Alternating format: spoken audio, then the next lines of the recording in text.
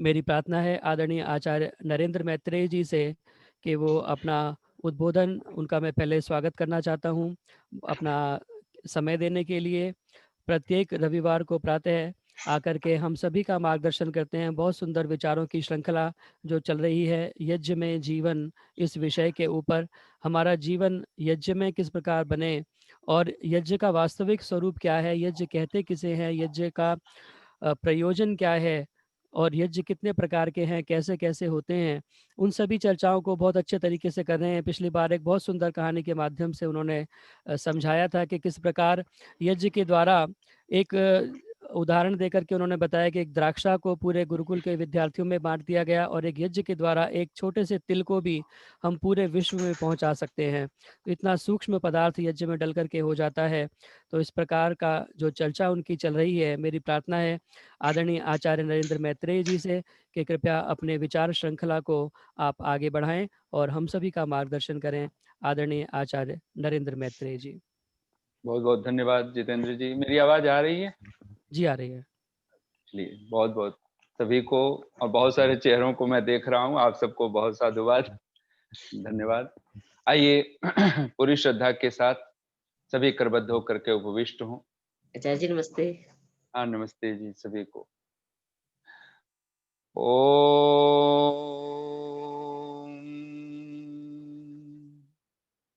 मधुमन्मेनिक्रमणम् मधुमन्मे परायणम्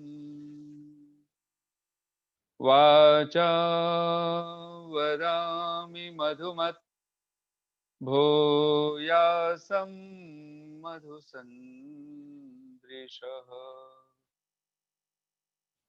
ॐ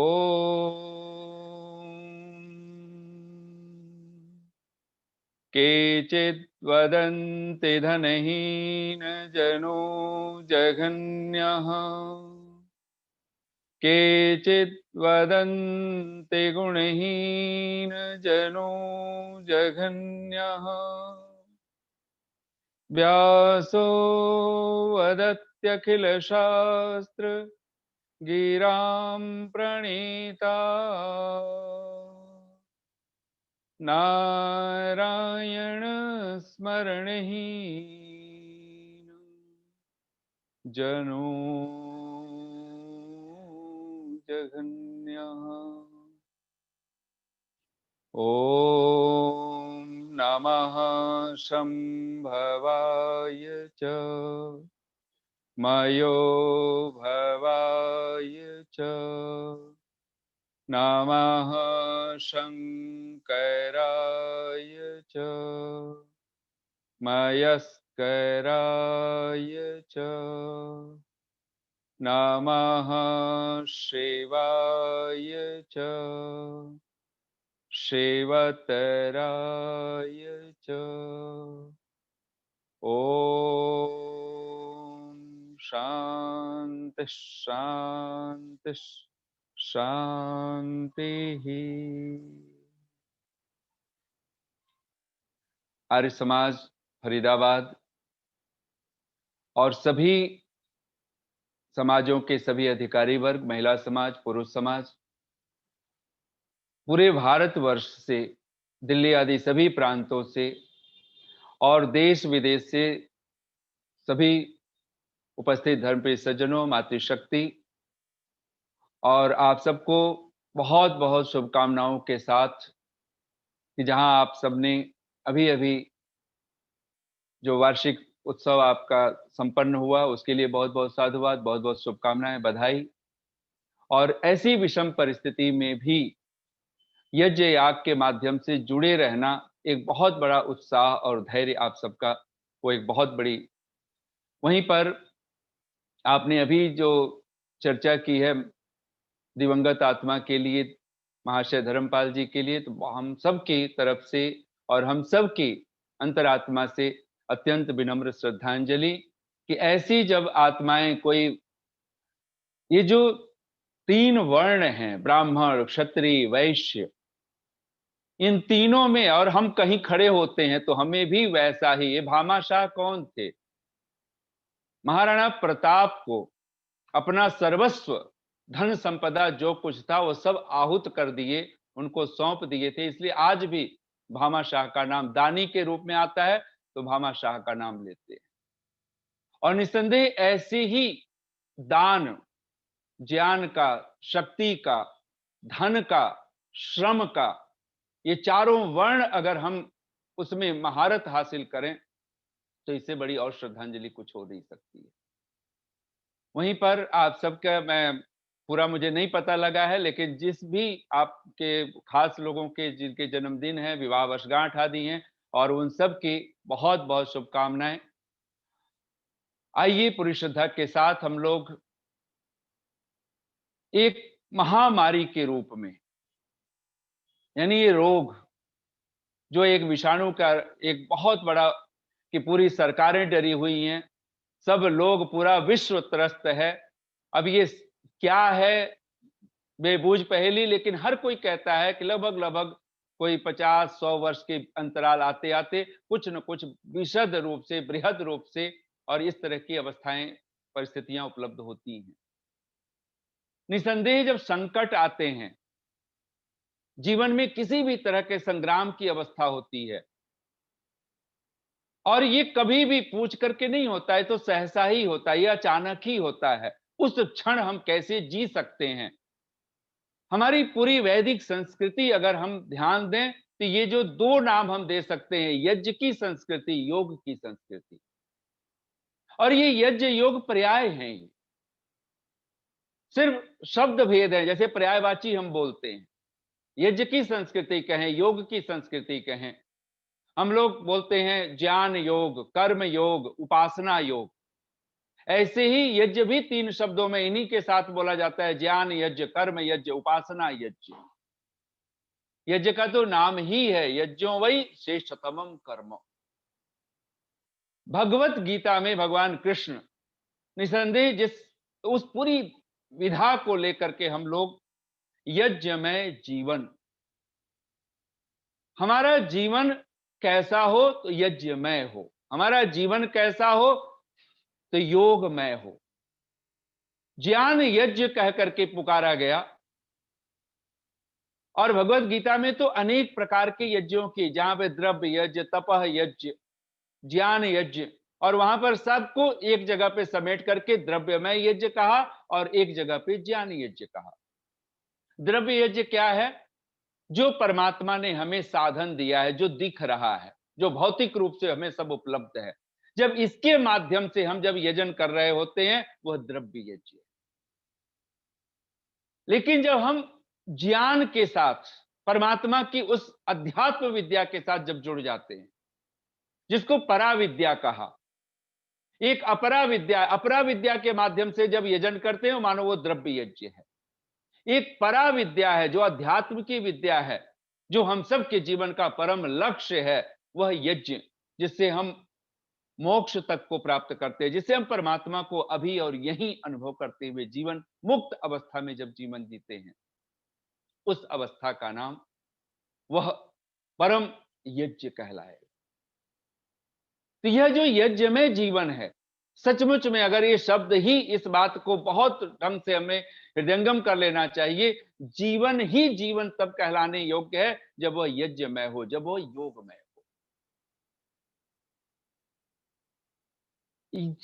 ये जो परमात्मा की कृपा, और हम लोग बहुत विस्तार से चर्चा करते आ रहे हैं कि बहुत सामान्य रूप से अगर समझना हो कि यज्ञ क्या है, ये यज्ञ में जीवन का क्या अर्थ है, तो यज्ञ, ये जो धात्वर्थ है महर्षि पाणिनि का, यज देव पूजा संगतिकरण दानेषु, ये यज्ञ के 3 अर्थ, महर्षि देवदयानंद इस अर्थ को कहीं नहीं छोड़ते हैं।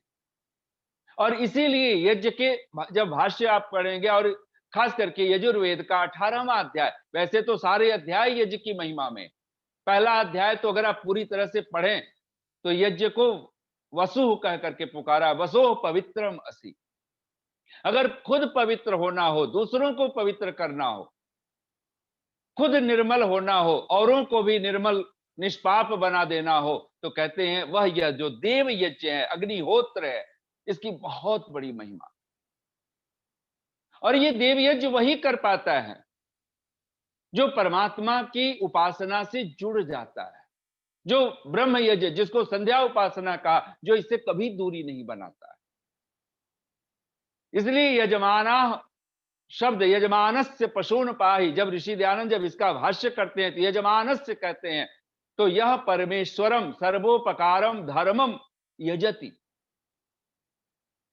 धर्म जो सर्व उपकार करने वाला है। और यहां जो धर्म शब्द है ये यज्ञ का पर्यायवाची है। अनेक जगह पे 18वां अध्याय खास करके जब यजुर्वेद आप पढ़ें, जहां पर वाजश्च प्रसवश्च में ऐसे चमे चमे करके शब्द मंत्र बार बार आते हैं, तो वहां जो च कह करके उसका उपलक्षण जो दूसरा उसी के साथ जो शब्द जुड़ता है, उनको ऋषि दयानंद ने वो सारे अर्थ किए हैं। और वहां पे बार बार एक प्रार्थना हम लोग भगवान से करते हैं, यज्ञेन कल्पंता। जब यहां यज्ञेन जो शब्द आता है वहां बार बार पूजनीयेन परमेश्वरेण, यज्ञ का क्या अर्थ है? यज्ञ पूजनीय परमेश्वर, सत्कर्तव्य परमेश्वर, जो सत्कार करने योग्य है, जो पूजा करने योग्य है, वह परमेश्वर।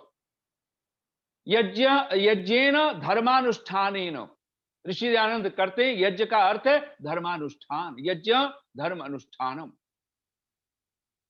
धर्म पालनेन, कहते हैं यज्ञ का क्या अर्थ है? तो धर्म की रक्षा करना। पालन का अर्थ पालन पोषण तो है ही, पालन शब्द का अर्थ पात यानी रक्षति, उसका धारण करना, उसकी रक्षा करना। और कई बार हम लोग नासमझी में कहते हैं कि जब धर्म की हम रक्षा करेंगे, ये कोई बात हुई। लेकिन हमें जब धन की बात आती है तो हमें समझ में आता है, हाँ धन की रक्षा करेंगे तो धन हमारी रक्षा करेगा, ये सबको पता है। और धन कैसे सुरक्षित करना है ये सबको आज लगभग लगभग पता है। बैंकों में रखे जाते हैं, लॉकरों में रखे जाते हैं, बहुत ज्यादा सुरक्षित करने हैं तो लोग विदेश तक में ले जाकर के रख देते हैं, यहाँ की सरकारों को ना पता चले, ये हम सबको पता है। लेकिन सचमुच में जब तक धर्म सुरक्षित नहीं होगा, ध्यान देना, जीवन सुरक्षित नहीं हो सकता है। और यज्ञ का एक नाम, मूल नाम यज्ञ का धर्म ही है। ये आज धर्म शब्द अपनी महिमा खो चुका है। आज हम धर्म शब्द जो बोलते हैं, शब्द तो सूखी ठठरी रह गई है। लेकिन शब्दों में अर्थ कौन डालता है? वो हम लोग डालते हैं। वो एक तो कंटेनर की तरह, कुछ शब्द हमारे पास होते हैं, वो खाली जैसे कंटेनर हो ऐसे ही हमारे पास शब्द हो जाते हैं। आज विद्वान शब्द अपना अर्थ खो चुका है, पंडित शब्द अपना अर्थ खो चुका है। ऐसे न जाने कितने शब्द हैं जो महिमापूर्ण, जैसे समाधि शब्द है वो अपना अर्थ खो चुका है, यज्ञ हवन शब्द है वो अपना अर्थ खोता जा रहा है। निसंदेह बहुत सारे शब्द है। आप पूरे वर्ल्ड में ये धर्म शब्द अगर कहीं है तो एकमात्र हमारी वैदिक परंपरा में ये शब्द है। पूरे वर्ल्ड में कहीं धर्म शब्द किसी भाषा में आपको नहीं मिलेगा। धर्म का रिलीजन कोई पर्यायवाची शब्द नहीं हो सकता, उसका अनुवाद नहीं हो सकता है। मजहब धर्म का अनुवाद नहीं हो सकता है। आज हम इस्लाम धर्म कह देते, ईसाई धर्म कह देते, ईसाई कभी धर्म शब्द वहां पे जुड़ेगा ही नहीं, वहां है ही नहीं, कोई मतलब ही नहीं है। हम जैन धर्म कह देते, हम बौद्ध धर्म कह देते। धर्म शब्द अगर आप लेंगे तो जैन हो, बौद्ध हो, ये मूलतः अगर आप जब जाएंगे तो हमारी वैदिक संस्कृति, और मैं अनेक जैन परिवारों से को मैं जानता हूं, मिला हूं। वो लोग, मैं भिलाई में था वहां, तो एक परिवार आया और वो परिवार इतनी उत्सुकता थी वो वेदों को जानने में, वेदों के लिए वो पूरा का पूरा समय देते थे। खुद भगवान बुद्ध के शब्द हैं चार आर्य सत्य। ये चार आर्य सत्य, बुद्ध बौद्ध धर्म अगर कहेंगे तो बुद्ध से पहले तो बौद्ध धर्म नहीं था ना। बुद्ध के बाद हमें पता चला है बौद्ध, फिर कितने बुद्ध हो गए, बुद्ध ने वो नाम गिना दिए, लेकिन वो फिर बुद्धिस्ट हम नहीं कहेंगे उनको। वो सब हमारी परंपरा, उन सब को अगर कहें, चाहे वो सिख धर्म हो, बौद्ध धर्म हो, जैन धर्म, ऐसे न जाने हजारों, उन सब आज धर्म शब्द जब हम कहते हैं तो धर्म शब्द ये वेद का शब्द है। तानि धर्माणि प्रथमानि आसन, और ये प्रथम है। भगवान ने वेद में ये आज्ञा दी है और इसलिए कहा कि जितने भी ग्रंथ हमारे वैदिक परंपरा में, दूसरे भी जो हमारे जो पौराणिक मत संप्रदाय के लोग, वहां पे भी आप देखेंगे, वहां पर एक शब्द आएगा, वेद प्रणहितो धर्म। जो वेद विहित है वही धर्म है, जो वेद से संबंधित है। और तब समझ में आना चाहिए कि वेद की रक्षा कितनी महिमापूर्ण है, यज्ञ की रक्षा कितनी महिमापूर्ण है, धर्म की रक्षा कितनी महिमापूर्ण। धर्मो रक्षति रक्षितः। भगवान मनु कहते हैं जो धर्म की रक्षा करता है, और ये ऐसे ही जो वेद की रक्षा करता है। हमें संतान की रक्षा का हमें पता है, संतान हमने पैदा किया है, और हर एक को जैसे अपनी संतान सुरक्षित करनी होती है, वही संतान आगे चल करके आपके कुल को, आपके वंश को, आपके परंपरा को वो उसको विस्तार देता है। कहते हैं ऐसे ही जो यज्ञ की रक्षा करता है, ये जो, और यज्ञ में 3 शब्द आप हमेशा जोड़ के रखिए, देव पूजा, संगतिकरण और दान। बहुत सारे जो विद्वानों का जो मत है, और खास करके महर्षि देव दयानंद का, वो कहते हैं देव पूजा, देवानाम विदुषाम, विद्वानों की, ज्ञानी जनों की, धर्म वृद्धा नाम। बहुत सुंदर वहां शब्द ऋषि लिखते हैं, धर्म वृद्धा नाम, धर्म से जो वृद्ध हो चुके हैं। और हमारे वहां वृद्ध शब्द का अर्थ संस्कृत भाषा में आयु से वृद्ध होने को वृद्ध नहीं कहा गया। 2 तरह के वृद्ध खास करके एक कहा जाता है, वैसे तो अनेक इसकी व्याख्या कर सकते हैं। एक कहते हैं ज्ञानेन वृद्धो भवति, और एक आयुषा वृद्धो भवति। कहते हैं ब्राह्मणों बले, ब्राह्मण ज्ञानेन, ब्राह्मण ज्ञान से वृद्ध होता है, क्षत्रिय बलेन, क्षत्रिय बल से वृद्ध होता है, वैश्यो धन धान्येन, वैश्य धन धान्य से वृद्ध होता है, और शूद्रो आयुषा वृद्धो भवति। और एकमात्र आयु की अगर वृद्धि है तो हम अपने आप को, फिर हम ब्राह्मण क्षत्रिय वैश्य कुछ कह ही नहीं सकते, फिर तो हम कुछ हैं तो जन्मना जायते, जिसको कहा गया शूद्र। ये कमाने हैं, और धर्मेण, धर्म से जिसके पास ये ज्ञान आया है, कहें ज्ञान भी विवेक भी। कई बार चोरी करके लोग, आपने देखा होगा बहुत सारे किताबें छप जाती हैं, मैं तो ऐसे अनेक लेखकों को जानता हूं, पूरी किताबें दूसरे के मैटर, दूसरे के, उनका नाम तक, संदर्भ तक नहीं देना चाहते हैं कि कहां से लिया है। तब लगता है कि जहां धर्म पूर्वक, अगर लोग पुस्तकें चुरा लेते हैं, आपको वेद पढ़, अगर आपको मौका मिले, कुछ लोग कहते हैं ऐसे उनको बढ़िया लग गई कोई किताब दिखी, और उन्होंने किसी घर में, परिवार में वो किताबें गायब हो जाती। इसका मतलब क्या हुआ? अगर आपको ज्ञान के लिए पढ़ रहे हो तो किताबें आप चोरी करके, अगर कोई वेद ले ले, चोरी करके उपनिषद ले ले, चोरी करके गीता ले ले, चोरी करके रामायण रख ले, आप क्या सोचते हो ज्ञान उसको होगा?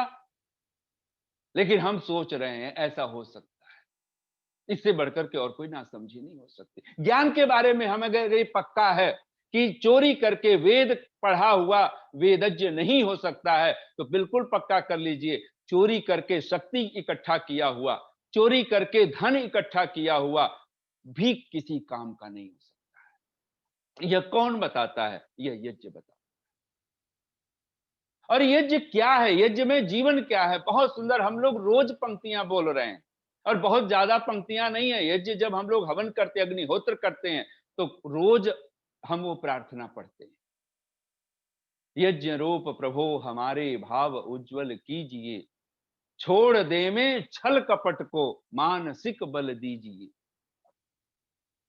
वेद की बोले ऋचाएं।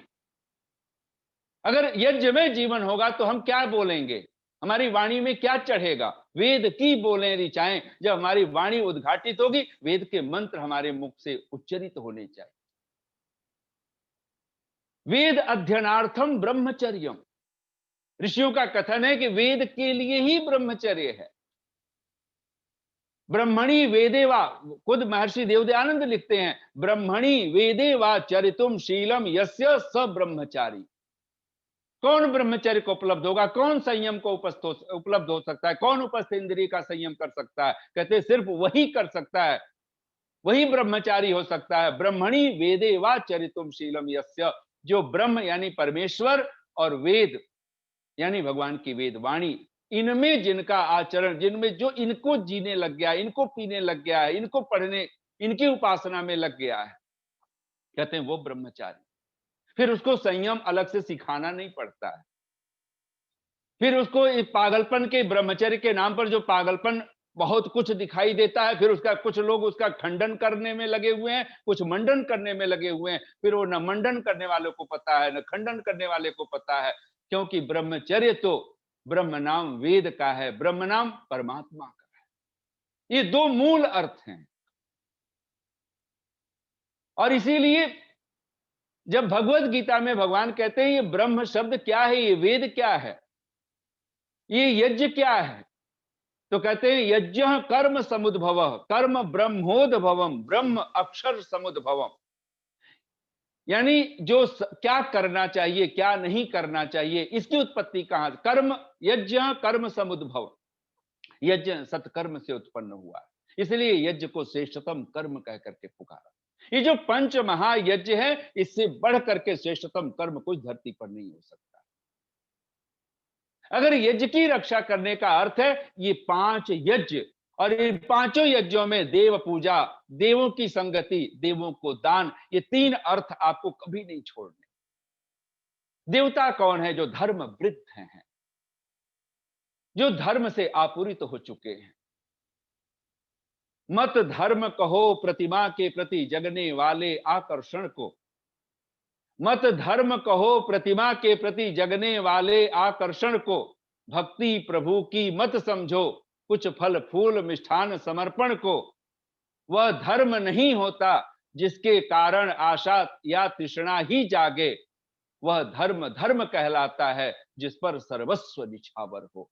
वह उसको रत्नों का रत्न कहो जिस पर हर रत्न निछावर हो, उसको प्राणों का प्राण कहो जिस पर सर्वस्व निछावर हो। जो आशा और तृष्णा जगाए उसे कैसे कोई धर्म कह सकता है? जो आशा और तृष्णा जगाए उसको कैसे कोई जीवन कह सकता है? तृष्णा मात्रात्मकम बंध, अगर बंधन कुछ क्या है तो कहा तृष्णा ही एकमात्र बंधन है। फिर मोक्ष क्या है? कहते तन्नाशो मोक्ष उच्यते। जिसने तृष्णा का क्षय कर लिया, ऐषणा का क्षय कर लिया, कहते वो मोक्ष में अभी और यही, हियर एंड नाउ की बात। हमें फुर्सत नहीं मिलती आंसू बहाने से।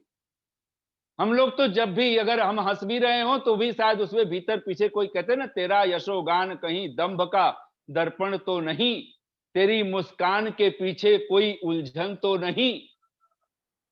हमारा यशोगान भी कहीं दंभ बन करके रह जाता है, हमारी मुस्कान भी कोई उलझन का ही कोई दूसरा रूप है, रूपांतरण ले लेता।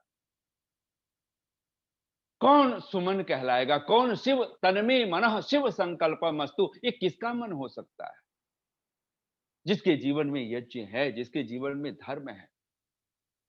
यज्ञ दान तपह कर्म, भगवान कृष्ण के भगवत गीता के शब्द हैं ये। यज्ञ दान तपह कर्म न त्याज्यम, कभी छोड़ने योग्य नहीं है। कार्यम एव तत्, संस्कृत भाषा में कार्यम का अर्थ है जो करने योग्य है, जिसको त्यागा नहीं जा सकता। पावनानी मनीषिणाम कह करके भगवान याद करते हैं कि ये 3 कर्म हैं, ये आपको पावन कर देने वाले।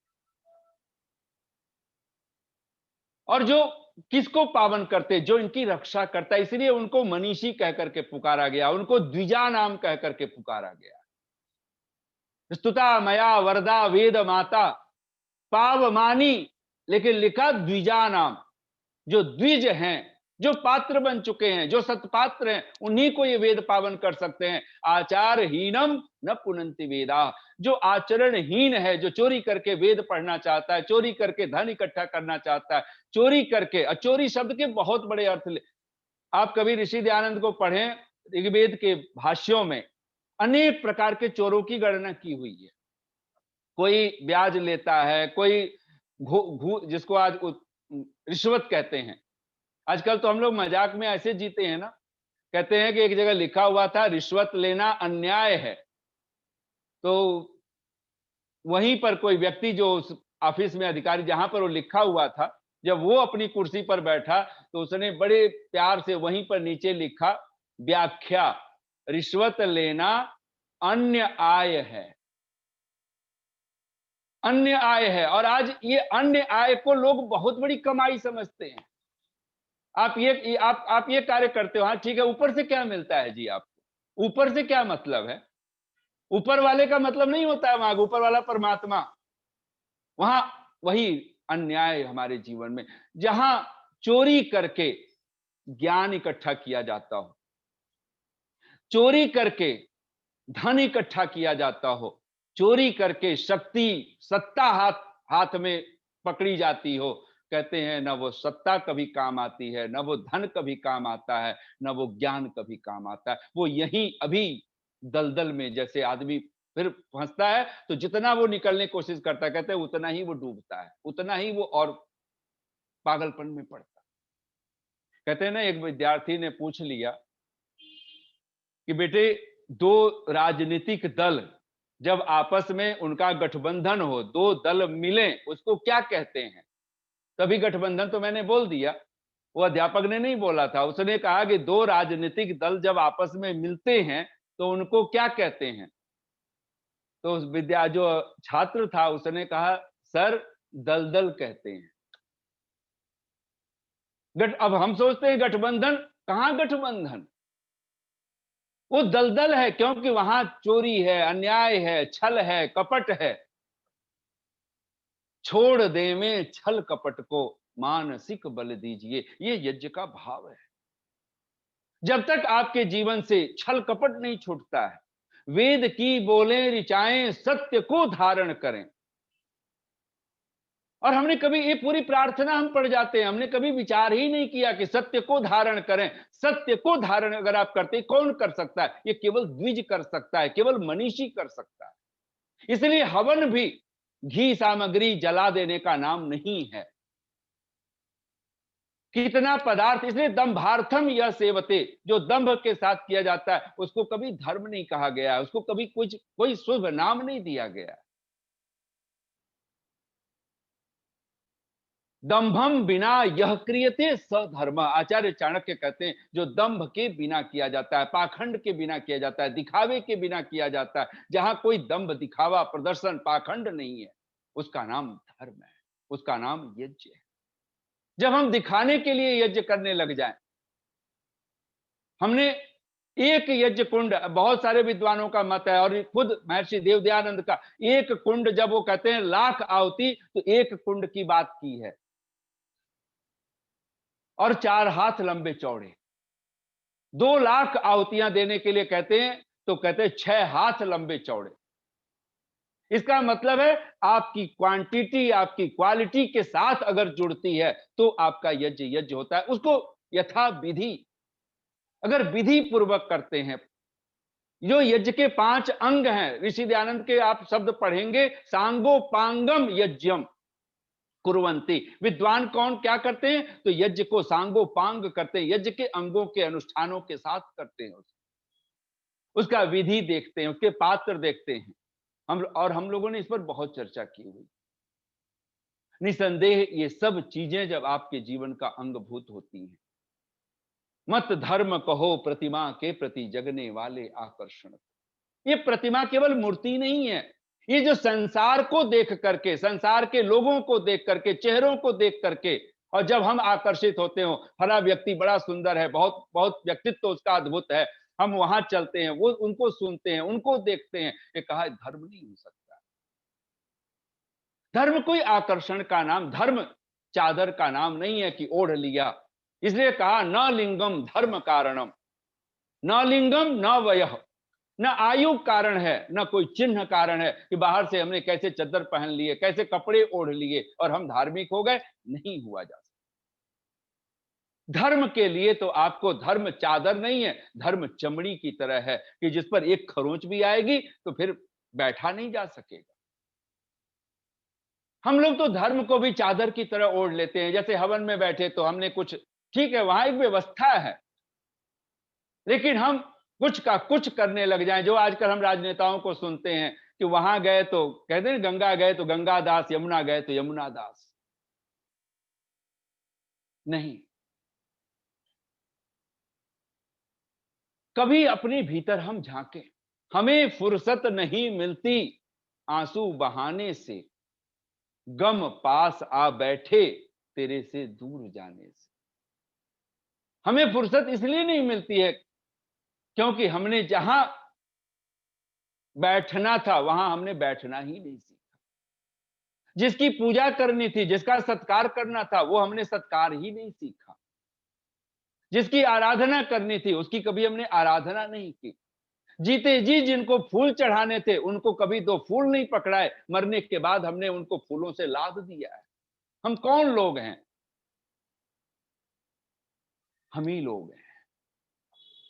गम पास आ बैठे तेरे से दूर जाने से। गम पास आ बैठे, दुख पास आ बैठे, क्यों? हमने तुझसे दूरी बना, हमने परमेश्वर से दूरी बना ली, हमने यज्ञ याग से दूरी बना ली, हमने धर्म से दूरी बना ली। देव पूजा, ध्यान देना, देवों को पूजेंगे, देवों का सत्कार करेंगे। और यज्ञ क्या करता है? तो पावन कर देता है। यज्ञ क्या करता है? तो सुख देने वाला है।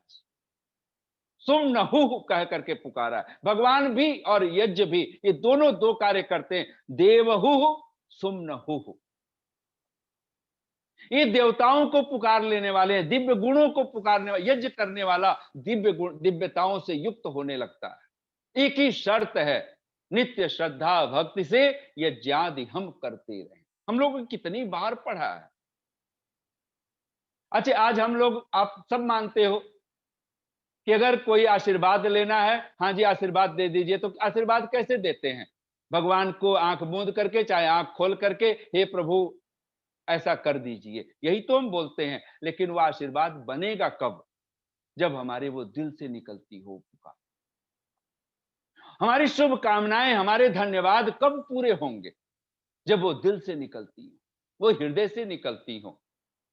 जैसे एक माँ की, एक पिता की अपने संतान के लिए, अपने बच्चों के लिए हर पल एक मस्तिष्क में बैठा होता है।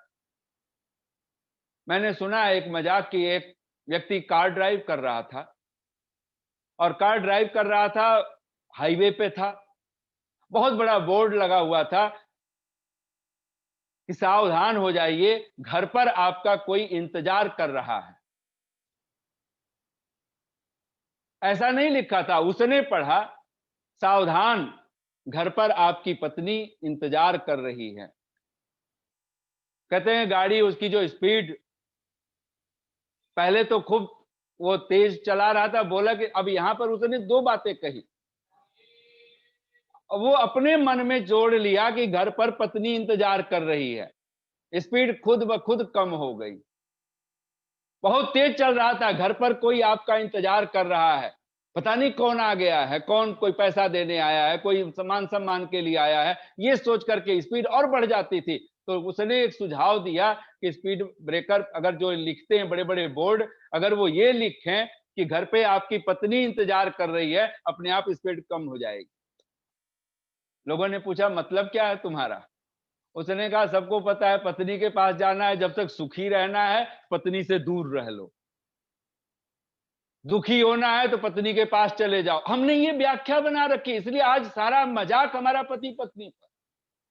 एक दिन एक छोटा सा बच्चा कहता है कि माँ, तुझे तूने पिताजी से ही शादी क्यों की, पापा से ही शादी क्यों की? उसने कहा तुझे भी आश्चर्य है?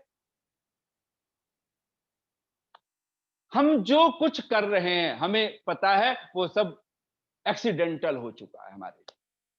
हमने चाह करके कुछ किया नहीं है। ऋषि दयानंद जब स्वयंवर विवाह की बात करते हैं तो स्वयंवर उस तरह से नहीं है जो पौराणिकों में लिखा हुआ कि बहुत सारे राजा लोग होंगे और वहां पे वो देखेगी और स्वयं, ऐसा नहीं है। कभी आप संस्कार विधि में पढ़िए, वहां स्वयंवर है।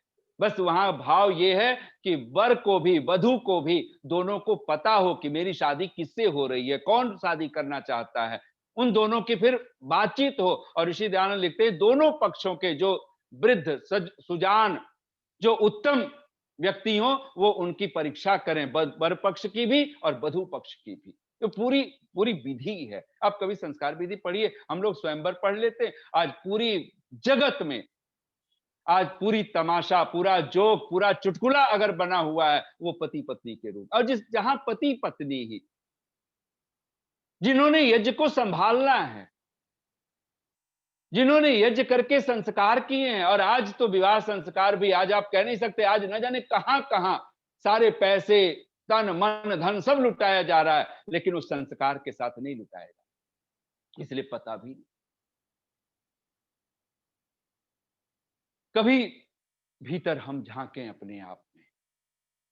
देव पूजा, आचार्य चाणक्य कहते हैं, बहुत बड़ी भविष्यवाणी, अपूज्या यत्र पूज्यन्ते, देवता शब्द का अर्थ ही है पूज्य है, जो पूजनीय है। और देवता वे हैं जो आपको परमेश्वर से जोड़ देते हैं। गुरु, असली गुरु, वास्तविक गुरु अगर कोई होगा, सच्चा गुरु होगा, आपको परम गुरु से जोड़े बिना नहीं रह सकता है।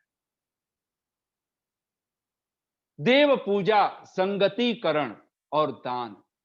मैंने एक साधु को सुना, उससे पूछा किसी ने कि महाराज, जीवन में हम चाहते हैं कि हम सुखी हो जाएं, शांत हो जाएं, आनंदित हो जाएं, क्या करें?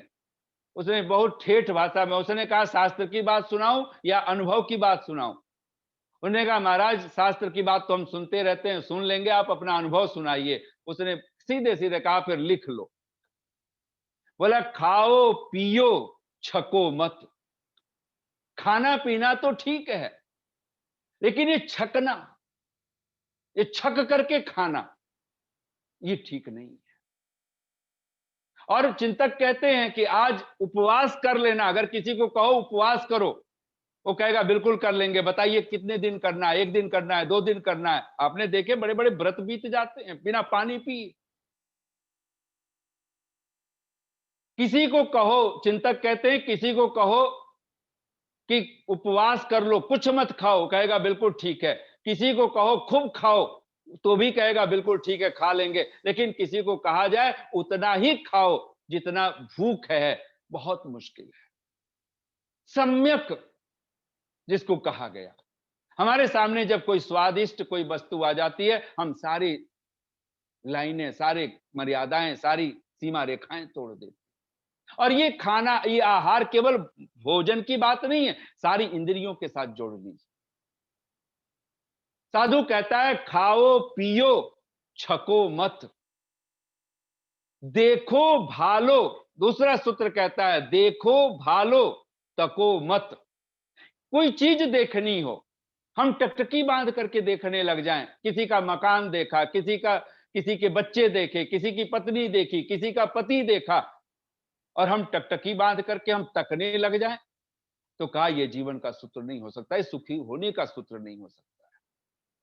देखना भालना ठीक है, इसलिए तो कहा पंडिता समदर्शिना। पंडित कौन है, विद्वान कौन है, ज्ञानी कौन है, सचमुच में धर्मात्मा कौन है? समदर्शिना, जो समदर्शी है, जो सम्यक देखना जानता है, ठीक ठीक देखना जानता है, जिसको कहा भद्रम पश्येम, जो भद्र देखना जानता है। कहते हैं कि वो साधु कहता है खाओ पियो छको मत, देखो भालो तको मत। और बहुत बड़ी बात, ऐसे न जाने कितने शब्द होंगे, वहीं पर कहता है चलो फिरो थको मत। हम इतना कुछ, हम हर समय काम काम काम काम, सारी जिंदगी लोगों को फुर्सत नहीं है। तो साधु कहता है चलो फिरो थको मत। ये जो थक करके कार्य करना, थक करके, और संसार आपको थकाता है, एक ही चीज है, जब आपने जब आनंद में उत्साह में होते हैं आपका शरीर थकता है, लेकिन कई बार नहीं होता है। विवाह में, शादी में हम 3-3 दिन, 4-4 दिन, और पुराने जमाने में 6-6 महीने से तैयारियां चलती थी, अन्न जुटाए जाते थे उसी तरह से तैयार, क्योंकि इतना मशीन नहीं था। लोग 6 महीने से, साल भर से लोग लग जाते थे। निसंदेह चलो फिरो थको मत। चरई वेती तो जीवन है, लेकिन थक करके बैठ जाना। खुदा मसरूफ है अपने कामों में मुकम्मल। कहते परमात्मा भी कभी बैठा, ये दूसरे मजहबों ने कहा कि परमात्मा ने दुनिया बनाई और एक दिन विश्राम किया। परमात्मा कभी विश्राम कर लेगा तो हम फिर कर पाएंगे कुछ? वो कभी विश्राम किया नहीं, उसने दुनिया बना के, और कोई बैठ नहीं गया। आज भी तो दुनिया बना रहा है, आज भी तो जीव जंतु पैदा हो रहे हैं, आज भी तो संसार बन गया, ऐसा तो नहीं कह सकते। आज भी तो संसार में रोज रोज जन्म हो रहा है, जीवन हो रहा है, मृत्यु हो रही है, रोज घट रहा है। वो बैठा कब है? खुदा मसरूफ है, व्यस्त है वो। खुदा मसरूफ है, अपने कामों में मुकम्मल एहतराम देता है तदबीरों के बाद। वो भी एहतराम देना चाहता है, लेकिन एक बार पुरुषार्थ तो करो। लेकिन पुरुषार्थ कहां हो? जहां उत्साह हो, जहां श्रद्धा हो। और ऋषि दयानंद इसको पुरुषार्थ कहते हैं। श्रद्धा के बिना, उत्साह के बिना किया गया पुरुषार्थ पुरुषार्थ नहीं है, वो परिश्रम नहीं है, वो थकाएगा आपको। आप सचमुच में हृदय से अगर आप संध्या करें, आप और तरोताजा होकर के निकलेंगे। अब भगवान के पास बैठ करके आप आए हो, लेकिन हम लोग संध्या करके और हम उदास होकर के निकलते हैं। हम हवन करते हैं और उसके बाद हाँ कर दिया हवन जी, अब देखते हैं क्या होगा। कामनाएं पूर्ण होवें यज्ञ से नर नारी की। कितने वर्षों से हम लोग गा रहे हैं, हमने कभी भरोसा नहीं किया है। खाओ पियो छको मत, देखो भालो तको मत, चलो फिरो थको मत। और वो चौथी बात कहता है, बोलो चालो बको मत। ये जो चार बातें अगर हमारे मस्तिष्क में आ जाएं, बोलना चालना तो ठीक है, लेकिन बोलना चालना विवाद का कारण बन जाए, बोलना चालना ही बकवाद बन जाए, तो बात नहीं बनने वाली। और हम सब, मैंने सुना है एक पति पत्नी, अब ये हास्य का ये व्यंग है, व्यंग्यात्मक है, कहीं किसी पर घटना नहीं है। जैसे वो सीरियलों में लिखा होता है सब काल्पनिक है, ऐसी बहुत सारी चीजें काल्पनिक है। ऋषि दयानंद ने भी शेख चिल्ली की बातें सुनाई हैं। उस गुरु की भी बात सुनाई है कि जिसके दो चेले थे, महामूर्खानंद, कि जिन्होंने टांगे बांट ली थी आपस में, लड़ पड़े आपस में और टांग पर डंडे मारे गुरु के। अपने पैरों को नहीं बांटा, गुरु के पैरों को बांट लिए। इसलिए ऋषि कहता है, अगर जो ईश्वर की उपासना से रहित है, जो यज्ञ, जो ब्रह्म यज्ञ है, जो इसको नहीं संपन्न करता, हम लोग ब्रह्म यज्ञ को हम लोग आज पार्टियों में, उत्सवों में, खान पान में हम बिता लेते हैं। हम ब्रह्म यज्ञ को कहां ध्यान रखना चाहते? अगर बोलना ही है, प्रब्रवाम, हम लोग जब संध्या, वैदिक संध्या करते हैं तो प्रब्रवाम सरदः शतम, तो वहां पर ऋषि भाष्य क्या करता है? तद ब्रह्म तद गुणांश्च, वह ब्रह्म और उस ब्रह्म के गुणों को प्रब्रवाम अन्येभ्यो मनुष्येभ्यो उपदिशेम, हम उनको अन्य मनुष्यों को, जो हमारे परिवार में है, पत्नी है, पति है, बच्चे हैं, इष्ट मित्र हैं, अड़ोस पड़ोस में हैं, कोई आचार्य के रूप में है, विद्यार्थी के रूप, जहां भी हैं, उस परमात्मा के गुणों को ही चर्चा करें, उसको ही सुनाएं। कब तक? तो कहा प्रब्रवाम सरदः शतम और भूयश्च सरदः शतम। मुझे बहुत अच्छा लगा कि एक वीडियो और ऑडियो के साथ जब महाशय जी, जिनके हम लोग श्रद्धांजलि मनाए, और पूरा आर्य जगत मना ही रहा है, पूरा सोशल मीडिया में जिन लोगों ने भी देखा होगा, उन्हीं के प्रति श्रद्धांजलि, श्रद्धा सुमन अर्पित करते हुए। और कहते हैं कि जब वो बेड पर, एक बड़ा सुंदर सा आया कि वो बेड पर हैं और वहां कुछ देशभक्ति के गीत कोई गुनगुना रहा है, कोई युवक, कोई व्यक्ति, ये 4-5-10 लोग वहां आसपास खड़े हैं, और क्या अद्भुत रूप से वो हाथ हिला रहे हैं, वो ताली, जैसे वो कीर्तन में हम लोग तालियां पीटते हैं, ऐसे वो महाशय जी अपना हाथ हिला रहे, और वो प्रसन्नता में, ऐसे कोई मरने का गम ना हो। ये निसंदेह एक ऐसी अवस्था, जैसे उसको लगा होगा और आत्मा में कि मैंने जो किया मेरे साथ वो हो रहा है। क्या ऐसी जिंदगी! कहते हैं ना, कबीरा जब हम पैदा हुए जग हांसा हम रोए, अब हम ऐसी कर चलें हम हांसे जग रोए। और ये जिंदगी देख जी करके जैसे दिखा दिया हो। हम लोग पूछते क्या ऐसा हो सकता है? इस आयु में उनके लिए लाखों लोगों ने आंसू बहा दिए हैं। वो व्यक्ति था तो न जाने कितने कितने प्रकल्प चलते थे, और उन्होंने ऐसी शायद विधा भी बनाई होगी कि वो प्रकल्प चलते रहे उनके माध्यम से। निसंदेह ये जीवन का ढंग हो सकता है। हम प्रब्रवाम, एक साधु से किसी गरीब ने पूछ लिया कि महाराज मैं गरीब क्यों हूं? अब बहुत बड़े विश्वविख्यात चिंतक से पूछा था, मैं गरीब क्यों हूं? और कहते हैं उस साधु ने, उस चिंतक ने बहुत छोटा सा उत्तर दिया और कहते हैं क्योंकि तुमने देना नहीं सीखा है। हम गरीब क्यों हैं? एक ही उत्तर मिलेगा, हमने देना नहीं सीखा है। और मैंने आपसे पहले भी चर्चा की थी, 100 रुपए में से 10% देना हो तो गरीब से गरीब आदमी भी 100 रुपया कमाता हो, दिहाड़ी 100 रुपए की हो, आज तो 100 रुपए नहीं हो, उससे ज्यादा की होगी, लेकिन 100 रुपए की दिहाड़ी हो और उसे कहो कि 10% तुझे देना है और इतना हिसाब उसको भी पता हो, ना पता हो हम बता दें कि 10 रुपया तुझे देना है, दान करना है, वो तत्क्षण 100 में से 10 रुपया दे देगा। जब 1000 रुपए हो किसी के पास में और कहा कि 10% देना है तो 100 रुपया देना हो, थोड़ी दूर सोचना पड़ेगा, लाख हो और सोचना पड़ेगा, करोड़ हो तो और सोचना पड़ेगा। हम गरीब हैं क्योंकि हमने मुट्ठी भी खोलनी नहीं सीखी। एक उपनिषद की मैं बात कह करके, क्योंकि घड़ी पे समय नजर पहुंच गई है तो मैं अपनी बात को समेटूं, और मुझे तो लगता है कि मैं अभी शुरू कर रहा हूं, ये बड़ी विडंबना मेरे साथ हो जाती है। 5 यज्ञों में हम लोगों ने ब्रह्म यज्ञ और देव यज्ञ की चर्चा की है। तीसरा यज्ञ है पितृ यज्ञ। जो ब्रह्म यज्ञ करता है, देव यज्ञ करता है, वो माता पिता का यज्ञ करने लायक सहज बन जाता है, उसको कहीं से कुछ प्रयास नहीं करना पड़ता। वो माँ बाप को भगवान की तरह वो पूजता है, प्रत्यक्ष अगर उसको लगता है कोई भगवान है तो हाँ ये हैं। इनको छोड़ करके, इनको खिलाए बिना, इनको सुलाए बिना, इनकी परवाह किए बिना मैं कुछ नहीं कर सकता हूं, ये उसके मानस में होता है। कहते हैं उपनिषद की बहुत प्यारी कथा है कि एक बार असुर राक्षस क्यों देव पूजा की बात करते हैं। आचार्य चाणक्य कहते हैं अपूज्या यत्र पूज्यन्ते पूज्या नाम च अवमानना त्रीणि तत्र वर्तन्ते दुर्भिक्षम मरणम भयम। और आज पूरे जगत में हम देखें तो यही दुर्भिक्ष, अकाल, मरणम मृत्यु और तीसरा भय, हर समय आदमी आतंकित हो, भयभीत हो।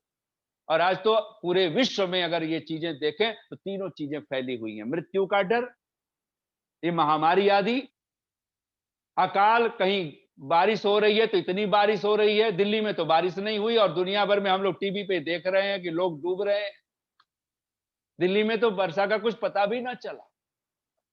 और भयम, हर पल आतंक बना हुआ हो, भय का वातावरण बना हुआ हो। हम लोग इसलिए हैं क्योंकि हम अपूज्यों को पूज रहे हैं। सतपात्रेभ्य, सुपात्र कहा गया जो धर्म धार्मिक है, और धर्म का सीधा सा अर्थ ऋषि कहता है श्रुत्वा धर्म, श्रुत्वा चैव अवधार्यताम। कहते हैं ना श्रूयताम धर्म सर्वस्वम, भगवान वेदव्यास कहते हैं धर्म का सार सुनो। धर्म क्या है? तो कहते हैं श्रूयताम धर्म सर्वस्वम श्रुत्वा चैव अवधार्यताम आत्मनः प्रतिकूलानि परेशान न समाचरे। जो हमें नहीं, हमें प्रतिकूल लगता है वो व्यवहार हम दूसरों के साथ न करें। हम नहीं चाहते हमसे कोई झूठ बोले, हमें भी झूठ नहीं बोलना चाहिए। हम नहीं चाहते हमारी कोई निंदा करे, हम भी किसी की निंदा ना करें। हम नहीं चाहते कोई हमारा अपमान करे, हम भी किसी का अपमान ना करें, वाणी से, व्यवहार से, आचरण से। कहते हैं कि आचार्य चाणक्य की जी इस बात पर तो मैं बिल्कुल इसको समेटता हुआ मैं बोल रहा हूं कि उस भगवान के पास में, अलंकारिक कथा उपनिषदों की, भगवान के पास असुर पहुंच गए और असुरों ने कहा, उस समय बहुत सुंदर बड़ा बृहद विशाल यज्ञ हुआ था और सारे देवता सब यज्ञ करके और अब भोजन करने की, जो यज्ञ शेष यज्ञ प्रसाद लेने की बारी थी। और ऋषि ध्यान ने अमृतम जब लिखा, अनेक जगह पे अमृत शब्द का अर्थ करते जो शिष्टान्न होता है, यज्ञ के साथ यज्ञ शेष होता है, वो अमृत उसका एक नाम, उसका अमृत भी है। कहते हैं कि असुरों ने आकर के एकदम सीधा आकर के आक्रमण जैसे करने के मूड में बोले कि हमें भी ये यज्ञ का प्रसाद लेना है। भगवान मुस्कुराए, बोले कि अगर हम भी आपकी संतान है, देव संतान है, तो असुर भी आपकी संतान है, हमें यज्ञ का प्रसाद क्यों नहीं मिलना है? भगवान ने कहा चलो अब सारी बातें मैं बहुत जल्दी समेटता हुआ कह रहा हूं।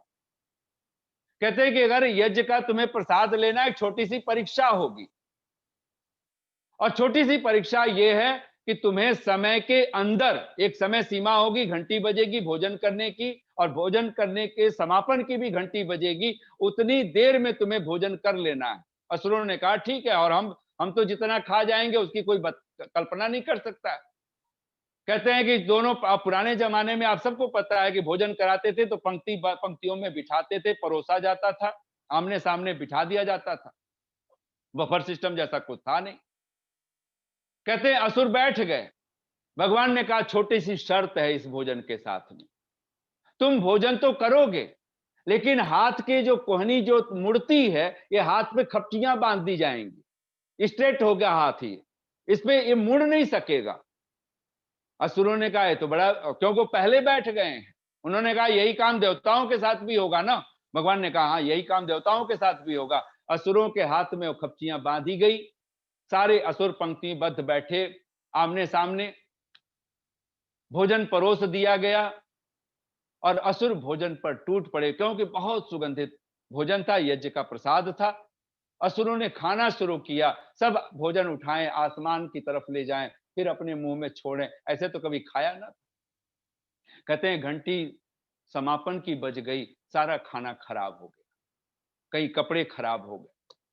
असुरों ने कहा ऐसे ही, तो उन्होंने कहा कि पंक्तियां बनेगी ऐसे ही, और असुर देवताओं के हाथों में खुद खपटियां बांध दिए।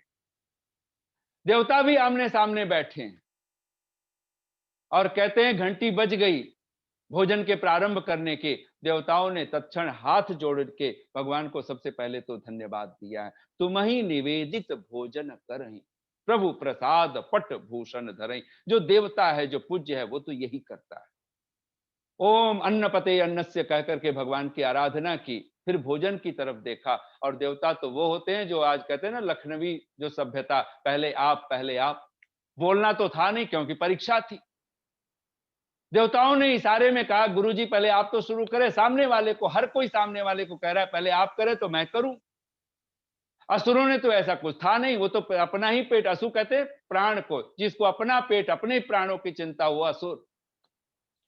देवताओं ने मन ही मन, फिर जैसे भगवान का कृपा हुई, और देवता थे ना, तो जैसे एक माँ अपने बच्चे को भोजन कराती है, देवताओं ने कहा अपना भोजन अपने मुख में तो नहीं जा सकता आसानी से, लेकिन मेरा हाथ सीधा हो चुका है, ये सामने वाले के मुख में जा सकता है। हर देवता ने तत्क्षण अपने थाली से भोजन लिया और सामने वाले को खिलाना शुरू किया।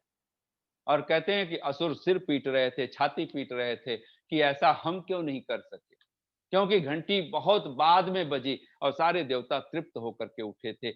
यज्ञ कहना चाहता है जिस दिन देवता बनोगे तुम्हें देना आएगा। भगवान कहते हैं असुर, तुम असुर हो, तुम राक्षस हो, तुम पिशाच हो, तुम दुष्ट हो, तो सिर्फ इसलिए क्योंकि तुम्हें सिर्फ अपना पेट दिखाई देता है, अपना प्राण दिखाई देता है।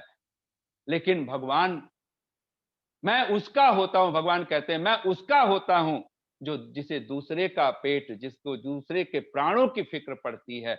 और देवताओं ने ऐसा ही किया। और कहते हैं कि सारे जहां जितने देवता बैठे थे सब आह्लादित हो गए थे। और तब भगवान कृष्ण का ये शब्द, तस्मात् सर्वगतम ब्रह्म नित्यम यज्ञ प्रतिष्ठितम।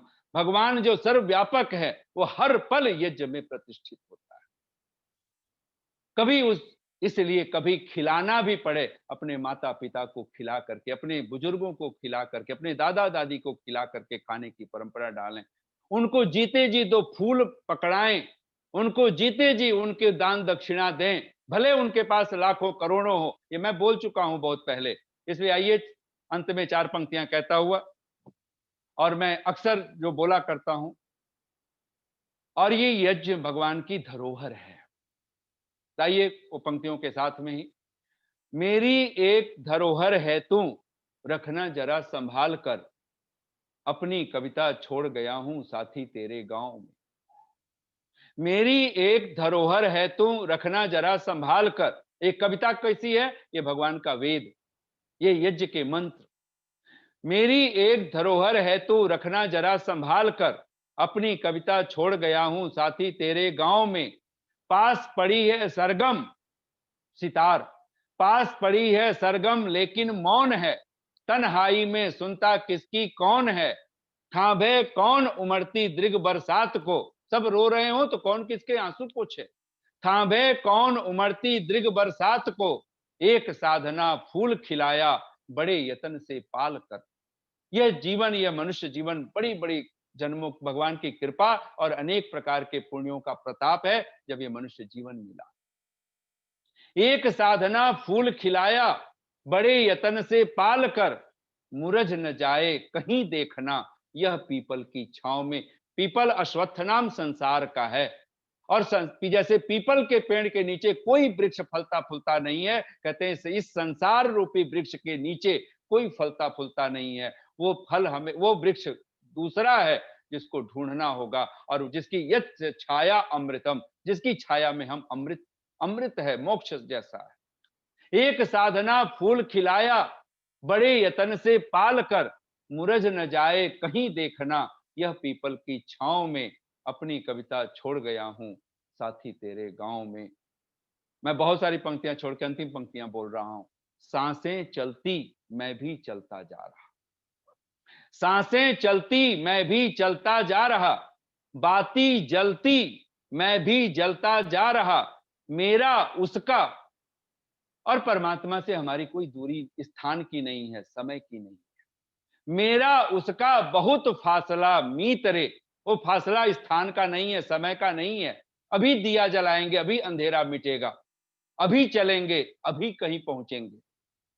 मेरा उसका बहुत फासला मीत रे, और वो फासला एक ही है, अहंकार का फासला है, छल कपट का फासला है। मेरा उसका बहुत फासला मीत रे, दूरी कम कर सकता है बस प्रीत रे। और प्रीत वहीं ठहरता है जहां ईगो नहीं बचता, जहां अहंकार नहीं ठहरता। प्रेम गली अति सांकरी, तामे दो न समाहि। जब मैं थी तब हरि नहीं, अब हरि है मैं ना। मेरा उसका बहुत फासला मीत रे, दूरी कम कर सकता है बस प्रीत रे। भगवान कहता है मेरा गीत, अगर तुम्हारी वाणी पर अगर गीत आए, शब्द आए, तो मेरे शब्द आए। मेरा गीत तराना तेरा, गूंजे भक्ति की ताल पर। नुपुर बनकर बाजे कोई, जीवन स्वर के पांव में। मेरी एक धरोहर है तू, रखना जरा संभाल कर। अपनी कविता छोड़ गया हूं साथी तेरे गांव में। इतनी शांति और प्रेम से आप सबने सुना, बहुत बहुत साधुवाद, बहुत बहुत धन्यवाद।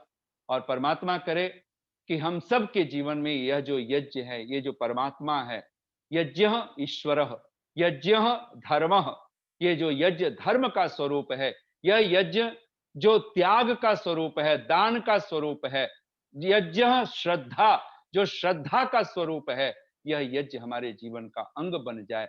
हम श्रद्धा के साथ जिए, हम दाता बनकर के जीने वाले बने। इन्हीं शब्दों के साथ में आप सबको बहुत बहुत साधुवाद, बहुत बहुत धन्यवाद। ओम शम। बहुत बहुत धन्यवाद आचार्य जी, बहुत सुंदर चर्चा। यज्ञ में जीवन जो हमारा विषय चल रहा है, उसी के अंतर्गत आपने अपने बात को आगे बढ़ाया और बहुत सुंदर चर्चा आज की रही। और सभी श्रोताओं को मुझे पूरा ऐसा लगता है कि सभी को उससे लाभान्वित हुए होंगे, सभी को अच्छा लगा होगा। कमेंट्स भी आ रहे थे चैट बॉक्स में, तो आपका बहुत बहुत धन्यवाद जुड़ने के लिए और इतना सुंदर चर्चा को हमारे मध्य रखने के लिए। आचार्य जी का बहुत बहुत हृदय से धन्यवाद। और मैं एक बात बता दूं कि आचार्य जी ने बहुत ही सुंदर एक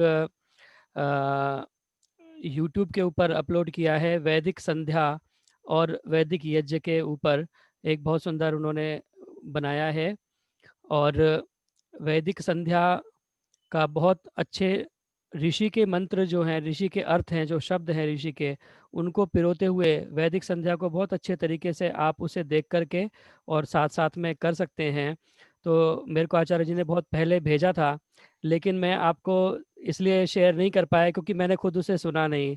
लेकिन अब मैंने आज सुबह अपना जो प्रातःकाल आसन प्राणायाम इत्यादि करता हूँ, साथ साथ मैंने इसको चला करके रखा और सुना।